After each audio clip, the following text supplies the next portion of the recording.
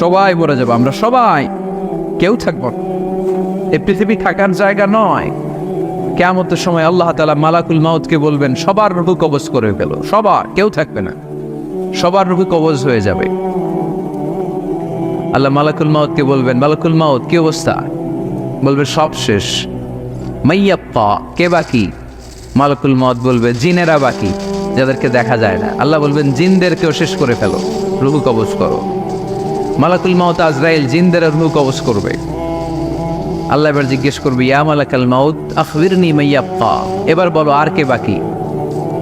মালাকুল মাউত বলবে, আল্লাহ মানুষগুলো সব শেষ, জিনগুলাও শেষ, এবার বাকি ইবলিস শয়তান। কে বাকি?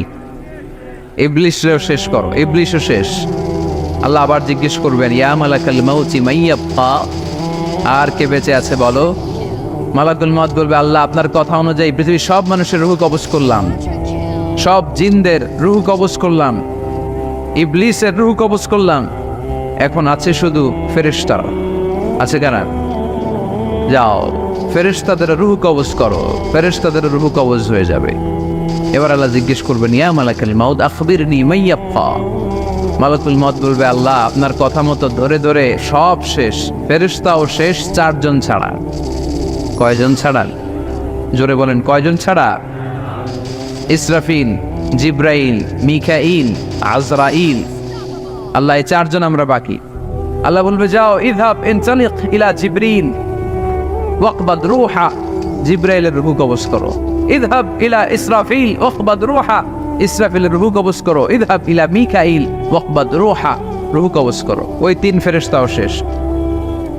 এবার আল্লাহ তাআলা জিজ্ঞেস করবেন, ইয়া মালাকাল মাউত আখবিরনি মাইয়াপ্পা, হে মালাকুল মাউত আর কে বাকি আছে বলো?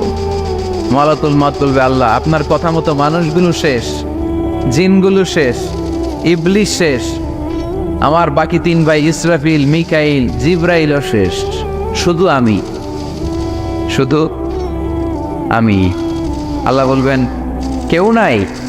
মালাকুল মাউত বলবে, না আল্লাহ কেউ নাই।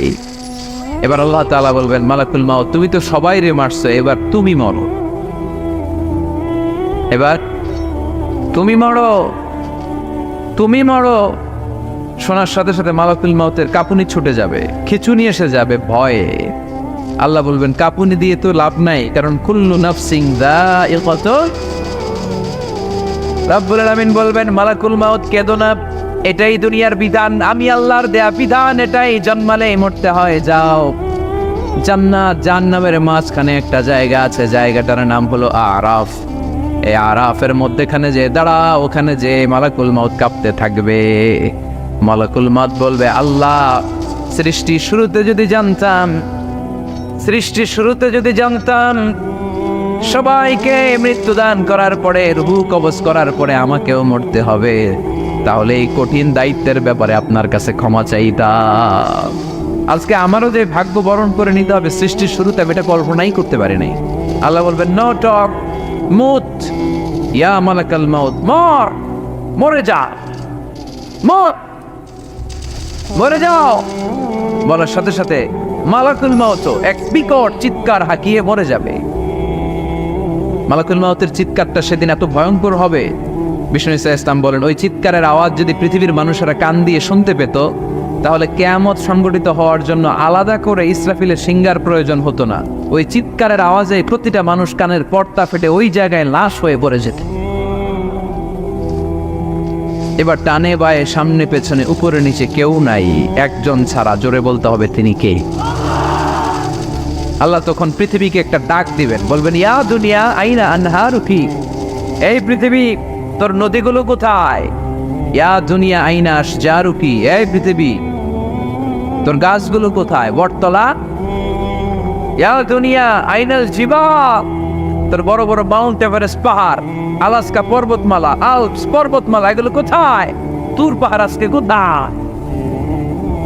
ইয়া দুনিয়া আইনাল মুলুক, রাজা বাদশারা কোথায়, যারা ক্ষমতার দাপটে পা জমিনে ফেলতে চাইতো না? আইনাল জাবাবেরা, অত্যাচারী স্বৈর শাসকগুলো আজকে কোথায়? কোথায় আজকে? কোনো আওয়াজ নাই।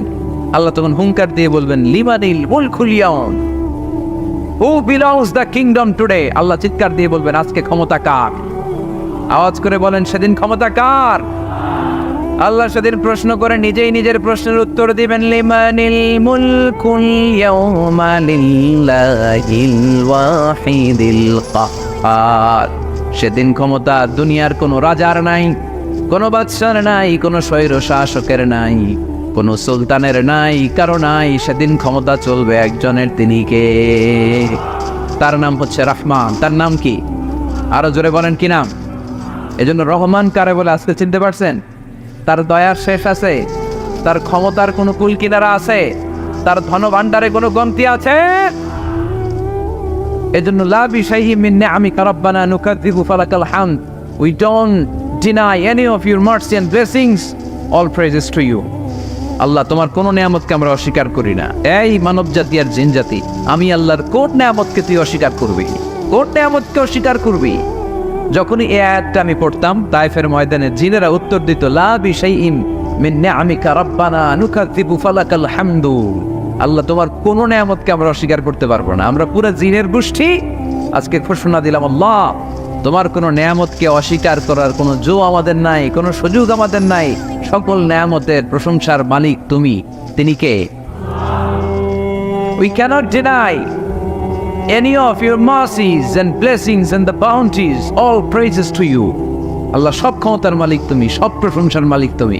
একটা নিয়ামত অস্বীকার করার ক্ষমতা আমার নাই। এত ভালোবাসতেন বিষ্ণু ইসা ইসলাম সূরাটাকে। আবার বাইহাকির এক বর্ণনায় ইমাম বাইহাকি বলেন, আল্লাহর হাবিব সাল্লাল্লাহু আলাইহি ওয়াসাল্লাম ইরশাদ করেছেন, ইন্না লিকুল্লি শাইইন আরুস ওয়া আরুসুল কুরআনি সূরাতু আর রহমান। আলেম ওলামারা বলেন তো আরুস মানে কি? মাশাআল্লাহ, নববধূ।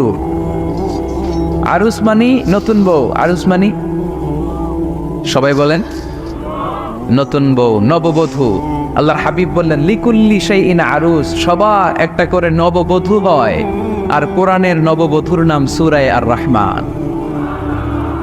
ইন্না লিকুল্লি শাইইন আরুস ওয়া আরুসুল কুরআনি সূরাতু আর রহমান। দুনিয়ার প্রত্যেকের জন্য আল্লাহ একজন করে নববধূ দান করেছেন। আল্লাহর কোরআনেরও একটা নববধূ আছে। এই কোরআনের নববধূর নাম সূরা আর রহমান।